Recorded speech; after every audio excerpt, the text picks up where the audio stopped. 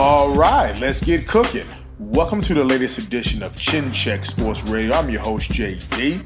I want to thank you all for taking the time out to join us. And as always, we welcome any suggestions, feedback, comments, and criticisms, which improves the quality of our program, which ultimately improves your listening experience. Before we get started, we want to send all of you our thank yous for your tremendous support. People are slowly but surely finding out about who we are and what we do. They enjoy and respect the passion with which we speak. And as we state, we do this because we love it, and we are sharing our passions with you all as we continue to build our listening army to take over the world. We wanted to review Fight Night in Atlanta, Part 3, the Newark Takeover, because Newark's own and from my hometown, Shakur Stevenson, won the WBO Junior Lightweight or 130-pound championship against tough, rugged, and game Jermell Herring. But before we get to that fight and everything that's now coming afterwards, we're going to jump into some of the undercard action. We're going to start off first with the son of the former heavyweight champion of the world, Evander the Real Deal Holyfield, with Evan Young Holyfield. And again, I watched Holyfield win the championship from Buster Douglas in 1990, and now I'm watching his son compete and starting to build his career. Now, what I found interesting was Holyfield was sitting at ringside right next to Kathy Duva. If you don't know who Kathy Duva is, that's the woman who runs the Main Events promotion based out of New Jersey, my home state. Now, the reason why Kathy Duva was there, because the late great trainer Lou Duva was Holyfield's trainer who guided him to the heavyweight championship of the world. Lou Duva, Dan Duva, Dino Duva, all of them were all related. Dan Duva was the head guy of Main Events Promotions, who really in the early 90s was a real force in terms of boxing promotions. I'm talking about right there with Top Rank, that's run by Bob Arum, who actually put this fight card on, who was right up there with Don King Promotions. So really, Main Events was really a staple in boxing, definitely from the state of New Jersey. As the years have gone on, of course, you hear Al Heyman and Premier Boxing, Mayweather Promotions, Golden Boy Promotions, so they've kind of taken a back seat. The last big star that they had in boxing was former light heavyweight champion of the world, Sergey Kovalev. So when I saw Kathy Duva sitting at ringside, I was like, that's going to be interesting. But looking at the action, young Holyfield knocked his opponent out with a beautiful left hook. It was the same left hook that his father threw so beautifully on the inside. Again, young Evan is not as big as his father, for he fights at junior middleweight division, his father being the light heavyweight, cruiserweight, and fighting at heavyweight. But again, it was good to see this young man, growing in front of us. He looks like his dad in the face. He's built like his dad physically in terms of body. His body type, body structure, even though he's not as big as his dad physically. But it's definitely good to see the young man constantly working to improve his skill and hoping, being from the Atlanta area, of not getting caught up in all the trappings and all the successes and all the distractions that Atlanta has to offer. The grandson of the late great icon Muhammad Ali, Nico Ali Walsh, is continuing his pro career as he competed in his second professional fight. Now, the reality of it is this. As a young fighter, he really shouldn't be on these undercard fights like that, and only his second professional fight. However, being the grandson of Muhammad Ali, having that lineage, having that bloodline, having that name will get you some more privileges than it would other professional fighters, and that's okay, and life works like that. It is what it is. Looking at the young man in the ring, his defense was a little bit leaky because he was being hit with the same right hand, but he too eventually knocked his opponent out. I hope the young man stays focused on what he's doing, continues to hone his craft, continues to keep doing what he has to do, and not let people get into his head telling him how great he is. He is trained by Sugar Hill Stewart, the trainer of the current heavyweight champion of the world, Tyson Fury. So that's a good thing. So I hope that this young man stays focused on what he's doing. Ironic, he had his second professional fight where his famous grandfather lit the Olympic torch back in 1996. So I hope the young man can continue to work hard, progress, stay humble, stay focused, keep grinding, learn from people who've been doing it longer than you. Don't listen to yes men. Don't listen to people who's not going to tell you what you're doing wrong. Don't become conceited and arrogant. Don't read your press clippings. Keep working, keep growing, but definitely a sight to see, seeing these two young fighters work their way up. Puerto Rican prospect Xander Zayas, I thought looked impressive. We're talking about with a sustained body attack. You don't see this a lot from young fighters, for they constantly are headhunters. And this young man, being the age of 19 years old, even still has acne on his face, fought a very overmatched opponent and did what he had to do. But what I took away from it was his sustained body attack. He keeps on doing this. He's definitely going to go places, because with a fighter like he fought, who had a very weird herky-jerky upper body movement, who really had a good chin. I will give the guy credit, but eventually it was a body attack that broke the guy down. So let's continue to watch these fighters keep growing, keep learning, and keep honing their craft. The one outcome I didn't agree with was Kevin Brady's fight. I thought he lost that fight, but those things happen in boxing. When you're a young prospect, you're going to continue to keep rising and have bumps in the road. But let's just hope that these young fighters can continue to work their way up. So definitely a good night for the fights, which leads us to the main event with Olympic silver medalist Shakur Stevenson, who won the Olympic silver medal in 2016 at the Rio de Janeiro Olympics, which was the same Olympics that former female champion and now MMA fighter Clarissa Shields won a gold medal. And if I'm not mistaken, I believe Shakur Stevenson was the first American to medal since Andre Ward, who did it back in the 2004 Olympics. So please correct me if I'm wrong, but I think those are the facts. Now, before that fight, I was watching on Twitter of the criticisms of Shakur Stevenson.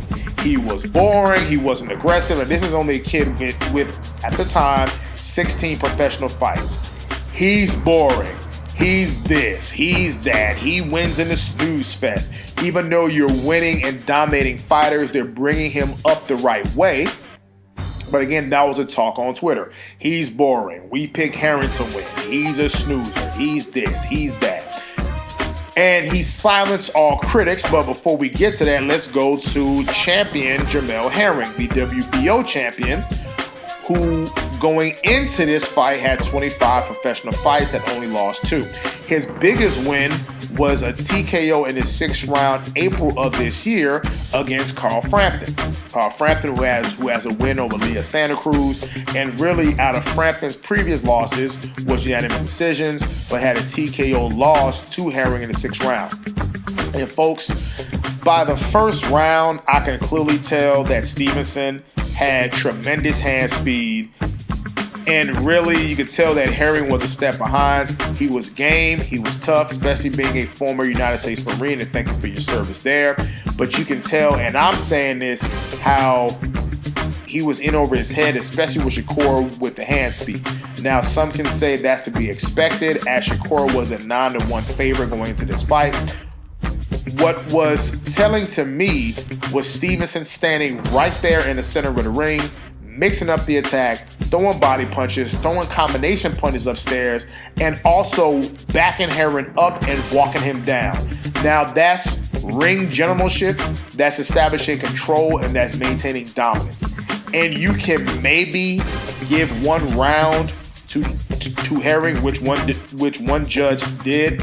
I pretty much had a shutout until the TKO, where eventually a cut opened up over the right eye of one Herring, who looked severely outmatched, tremendously outmatched and outclassed.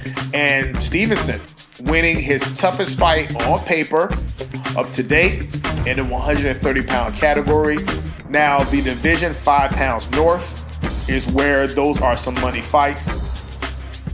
And I'm talking about fights against the Teofimo Lopez's, Tank Davis, Ryan Garcia, Devin Haley, Vasily Lomachenko. Those are some good fights that people might want to see. I know I'm interested in seeing it.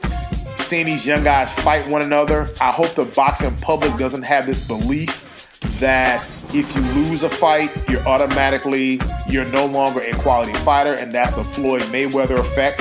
It has programmed people to believe that if you were to lose a fight, that you're no longer any good, and I totally disagree with that because you don't have that problem in mixed martial arts.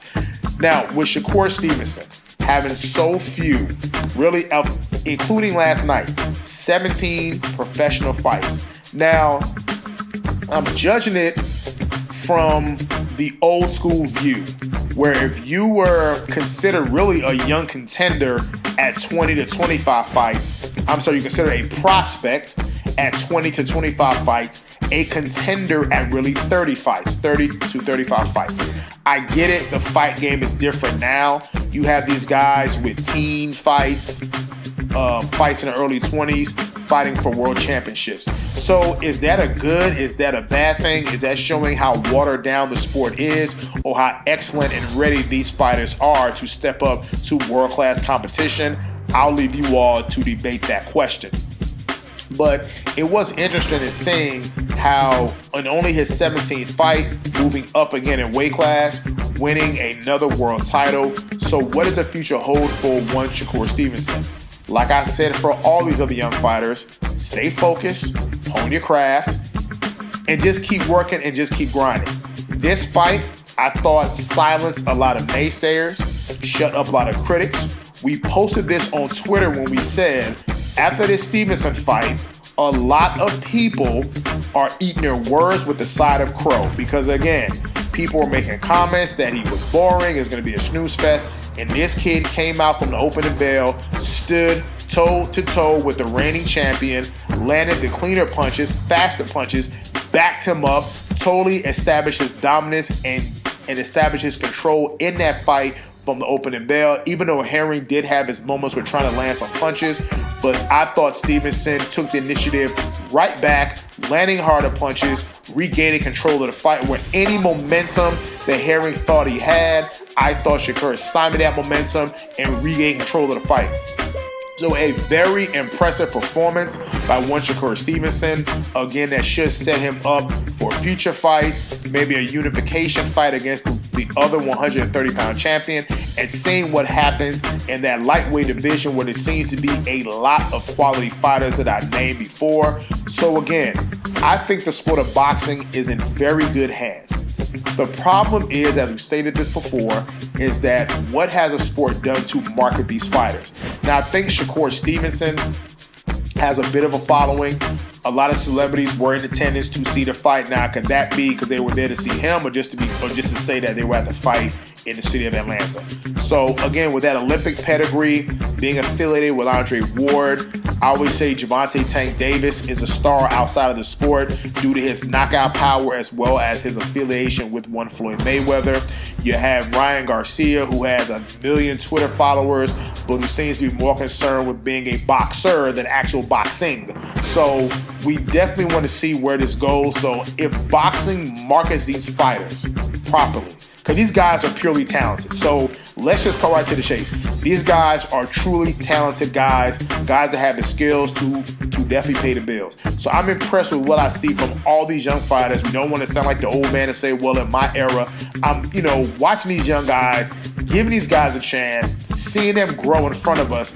I hope that it doesn't become this societal thing where we have to see something now. We want to rush and see success now. We don't want to let anybody grow with them and watch them grow up before our very eyes due to social media and microwaves. And we have this belief, because we're a microwave society, we want to see things right now. We don't want to wait for it to be done. We don't want it to take the time to be done. We want to see the instant results right now, and that's where we live in. And I hope that that type of belief does not creep itself into the sport of boxing, where with young fighters, you take their time, you build them up. Yes, you match them carefully. You definitely build them up and you see what they can do, because again, you're trying to build longevity with their career in terms of making the right money, establishing a name, and more importantly, a legacy for themselves. So I don't think it's something that you rush, but of course, we're different from the mainstream. So we definitely enjoyed the fight. Again, proud of one Shakur Stevenson from our home city of Newark, New Jersey, the Bricks. And until the next time, it's Chin Check Radio, signing out.